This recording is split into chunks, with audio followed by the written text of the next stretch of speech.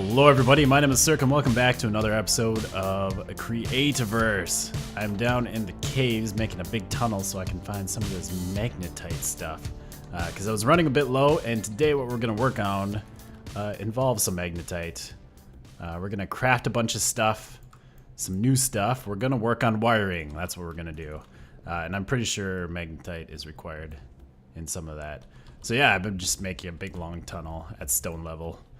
Blowing it all up. Look at this giant tunnel and all these giant mobs just pouring through here. Some of these guys, the keepas. Man, it's been a while since I played this game. It's been a couple of weeks now. I just kind of got busy doing other things, and so I took a break from making videos for like a week and a half, and now we're back. Look at all this dirt. This rocky dirt underneath the savannah. I can just teleport back, and I probably will here. But I just wanted to show you how long of a ways we went. And this is all the magnetite I got. 2 2/3 stacks. Not too bad. Let's get... Oh, I guess we're already here. Well, we can still teleport back here. Dang it. We can't teleport back. There's people attacking us. I could get into a hole or something, but that's fine. We'll just get here. Let's see, there's our main ladder. Let's get on that thing, and boom. Not a problem. Alright, so wiring. Finally, we're going to check this stuff out. So I have to unlock a bunch of stuff. And to do that, first I need to make a wiring tool. Haha. So we have a wiring tool, and then we can unlock the switch. And we can craft 8 of those. And then we can unlock the pressure plate. And the LED. And apparently I can craft the pressure plate. Let's craft 4 of those. LED, I don't have glass on me, but now we can unlock these and this, and we can craft those hopefully, and unlock this. I'm not even looking at what I'm unlocking, but we'll just keep doing it. This is the new one, right? The inverter gate, yes. Then we have the logic gate. And then we can craft... I don't like how it switches order. It's hard to keep track of it all. And then we have the number pad and the number comparison gate. Alright, everything's unlocked there then, isn't it? So we got... Wait, what did we just unlock? Where is it? The number pad. Where's the number pad? There it is. And we have the number comparison gate. Let's make some of those. So I think I crafted a little bit of everything there, right? Interesting. All right, so in this game we have wiring.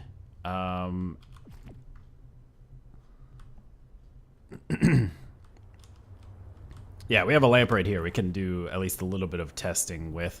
Let's put the wiring tool on. So with this thing, hover over a wireable for more info. Click a hotspot to start wiring. So we have this lamp here. It can receive. K is to break. Input 1 link.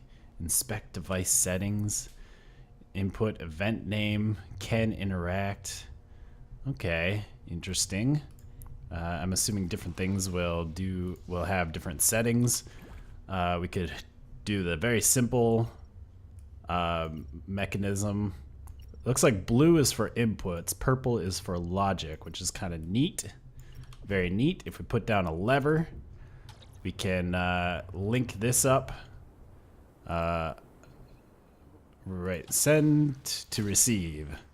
And then we can turn it on and off, right? There we go. So that turns it off, that turns it on. Very cool. Or we can break the link by hitting K. Now what about this setting? Can interact. Okay, so not really too many settings. There's a little bit of info there. We could put down, no, not the touchstone. We can put down an inverter gate, and then if we take this, if we take that, send it to this, take that, send it to that, then that'll just invert it. Pretty simple stuff. So now when it's down, it's off. When it's up, it's on. Interesting. What is this? There's a logic gate. Is that this one? No, that's a flip-flop gate. So with the flip-flop gate, pretty simple. If we power it, it flips and turns that thing on. If we unpower it, it flips. And then we unpower it again, or power it again, it will turn on. So it kind of does it like every other time. Every time we turn it on, it changes that state. Pretty interesting. And here we have the logic gate. So if we hook up 2 levers to this, 2 inputs, 1 output to the light, then let's see, right now it's set to and. So if we turn one of these on, it's not going to turn the light on, but if we turn both of them on, whoop, then the light will come on. We can also switch this to OR, XOR, NAND, NOR, XNOR. I got to brush up on my computing stuff. I don't really know event or value. The name of the event that will provide a value to this input. Explicit value to use for this event. I don't exactly know what that's all about. There's lots of weird numbers and names for stuff, but I guess it's just to kind of label stuff, make it a little bit clearer what you're doing. So yeah, we could do OR, which means if, let's see, wait, what's going on? If we turn one on, it should turn on, shouldn't it? I've set it to OR. So it's one or the other. Oh no, it's still at and. Oh, I didn't save it, that's why. N or save. So now it turns on. If one or the other is on, if we set it to XOR, then it's only one or the other. So if one's on, one's off, it'll turn on. If they're both on, or if they're both off, it'll turn off. Very interesting. So there's lots of things we can do with this. There's a delay here. How does this thing work? Can you change the delay? Yes, you can. Delay up to 10. Cool. So if we, let's just break this and this and this. Let's take this, attach it to there, and this, attach it to there. So now if we turn that on, did it not connect those? Wait a sec. There we go. Okay, so now if we turn it on, you'll wait 10 seconds, and then it should activate. All right, I put it to 2 just so that it would happen faster. So you turn it on, that thing spins around, and then it turns it on. You turn it off, that thing spins around, and then turns it off. Very cool. Oh, there's so many things you can do with this. It's crazy. Like, I mean, Redstone is nothing compared to this. This is actual, like, real logic that doesn't require a lot of space, which is pretty exciting. So I'm going to take a look at this stuff, try and figure out what else we can do. I also have this number comparator thing. Wait, what does this do? Okay, so you can check outputs is less than or equal to input. Okay, then we also have this number comparison gate. I was a little confused just because like we're only dealing with ones and zeros, but I guess it does make sense still.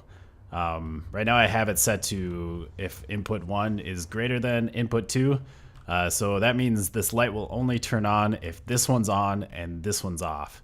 So it's kind of like an OR gate, but it depends, it's input dependent. You know, it depends on which input is on. You know, if we do it like that, obviously it's not going to work because input 1 is not greater than input 2. Very interesting. So I've been playing around with these wiring gates, these logic gates, and I got a few things figured out, a few simple contraptions. So right here we got a simple timer. We have this lever which turns it on and off. That goes into this logic gate, which is set to and. And then that goes to a delay and then an inverter. So the inverter is always giving this true signal by default, at least when this thing is off. So you give it another true signal with the lever, which turns it on, and then that gives a signal to the delay back to the inverter, turns it off, which then just makes a cycle. Pretty simple. You can chain a bunch of timers together if you want a longer delay. You know, this one's, I guess between the time it goes on and then goes on again, it should be like a 10-second timer here with this thing set to a 5-second delay, because it goes through it twice. It does 5 seconds on and then 5 seconds off. So that's kind of interesting. And then if you want to send a pulse, here I got a little system. You turn that on and it sends a little pulse to the LED. Turn it off, it sends another pulse. So this is a logic gate with XOR. And then a delay here with 0.5 seconds. I'm assuming that's seconds. It kind of seems like it. So that means it will send a signal. Like if this one's off, you turn it on, it will send a signal to this one, and then 0.5 seconds later, send the same signal to this one. That's kind of the important bit. So during those 5 seconds, this one's going to be on and this one's going to be off, or this one's going to be off and this one's going to be still on. And while they're different, it will send a pulse. And you can make this delay 0 seconds. It won't show up on the LED, or maybe it will. Ooh, it wasn't showing up before. Okay. I thought it would be too fast because it wasn't working before, but now it is. So you can send just a quick pulse whenever you get a signal in here, which is kind of cool. And then that guy must have been walking on this thing. Made a little bit counter. So right here, these these flip-flops, I was gonna say toggles, kind of the same thing. They are our bits. So let's get it back to 0. So this is a pretty simple 2-bit system. Right now they're both off.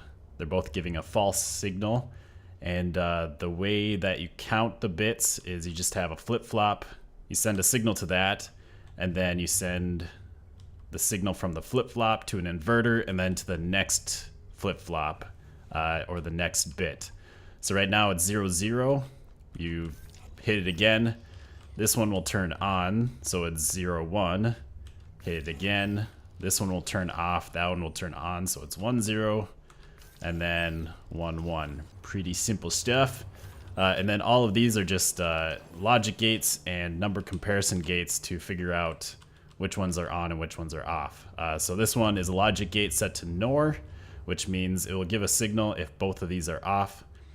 This one is a number comparison gate, which there's a few things with these gates that I don't really like, mainly with placing and how they have like the inputs set up. I was kind of confused at first because I was thinking that this would be input 1, but if you look at that, it says input 2 is highlighted. So that's input 2, this one's input 1. So that kind of confused me at first. So even though I want this one to be input 1, I kept it on the input 2 side just because I wanted it to be on the left side. Made it a little bit made it make more sense to me, at least looking at the wires. So that's why these are kind of flipped. Really, it should be, for this one, we want 0, 1, so we want this one to be greater than this one, is what we're checking for. So it's set to input 1 is greater than input 2, because this is input 1. Which I guess kind of makes sense if you are looking at that, input 1, input 2. I don't know. Doesn't really matter as long as it works. So if we hit this again, this will turn on, that one will turn off. So input 1 is greater than input 2. This one is set to less than. So when we hit it again, that will turn on, this will turn off. And input 1 is less than input 2. And then this is an AND gate. So when they both turn on, that one will light up. Pretty cool. It kind of just allows you to move through different selections if you have, I don't know, some sort of display that displays different things. You can move through the different things with this little bit counter, and you can expand the bit counter to any number of bits. Right here I have 8 bits, and I just hooked them directly up to LEDs so we can see the bits a little bit better. And then this is just the pulse thing. So I basically turn this lever into a button. So when we turn it on, it goes 1. Turn it on, or turn it off, switches to the next one, it's 1, 0. And then, that's not right. Why did that do that? It should have been... Oh no, that's right, 1, 1. Yeah, what am I thinking? Right? Yeah, now it's 1, 0, 0. So now it should be 1, 0, 1. 1, 1, 0. 1, 1, 1. Then 1, 0, 0, 0. 1, 0, 0, 1. 1, 0, 1, 0. And so on. And you can just keep flipping this back and forth. And it will go through them. Now when you get to more than 2 bits, if you want to actually figure out like what number that is, sort of, you know, because this is basically 1, 2, 3, and 4 if you're looking at this. Or I guess it'd be 0, 1, 2, 3, wouldn't it? I'm not exactly sure. Is 0? Yeah, 0 would be 0. Yeah, because 4 would be 1, 0, 0. Sorry if you're not interested in this whole computer logic thing. I'm kind of interested. I find it fascinating.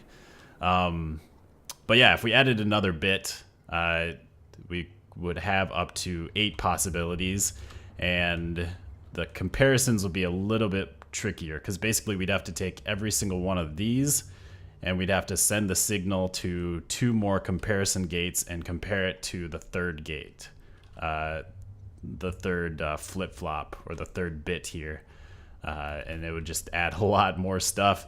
If we added 2 more bits, I haven't even thought about how to do that. I know there'd be 16 possibilities, which means I guess we'd have to compare each one of these to 4 more. I think it'd be basically... you'd almost have to have... Yeah, I don't know. You'd have to have these compared to that next bit, and then you'd have to have the outputs from those compared to the next bit, and it just kind of cascades and gets out of control. And I was saying there's a few things I don't like about how these gates operate. One of them is when you place them down, the send end... to me it seems backwards. The send end is towards you and the receive end is away from you. Maybe that's just because I'm used to redstone, where when you place like a repeater down, it's always like the signal goes forward, and that's kind of the way it seems to me it should be. The receive end should be towards you and the signal should go forward. So I always, like when I was setting up these, I always had to come like to this side and place them down. It's also not consistent. I think they're all like that except for the flip-flop. Yeah, like there's the send and then the receives on that end. The flip-flop though is backwards. The receive, I guess the receive is in the middle, and then the send is away from you, which again is what I would probably do for all of them. But that's the only one that does that, I think. Yeah, all the other ones have the send towards you. And then again, like this, I guess it makes sense from this perspective. Input 1 is on the left, input 2 is on the right. But again, for me, this makes more sense to have the send away from you. So like it almost makes more sense to me that this would be input 1 and this would be input 2. But those are just small little things. And kind of with that, I wish that you could rotate these with the wiring tool instead of having to bring out your mining cell to rotate them. I think that would be a lot simpler. It would kind of fix part of the issue, because then if you place it down wrong, you don't have to switch tools to rotate it or to pick it back up and turn it. You can just move it while you're in here. I mean, it'd be nice if you could pick it up too with the wiring tool. If like the wiring tool worked with the mining cell instead of being separate tools, but this works. Anyways, I think that's going to be it for this episode. Just kind of my introduction to wiring. Very interesting. I'm not exactly sure what to do with it in the world. That's my biggest problem with this stuff, is like we don't have pistons or like dispensers or hoppers or anything to like move items around or move blocks around. And so there's not a lot of interacting with the world you can do besides turning lights on and off and opening and closing doors. But if you have any suggestions on how to incorporate this stuff into the world, let me know. And some interesting stuff. I mean, obviously we can put a switch to turn lights on. You know, that's pretty simple stuff, but it'd be fun to actually play around with some of these like timers and bit counters and stuff meaningfully in our world. Yeah, but I hope you have enjoyed. We'll see you next time. Goodbye, peoples.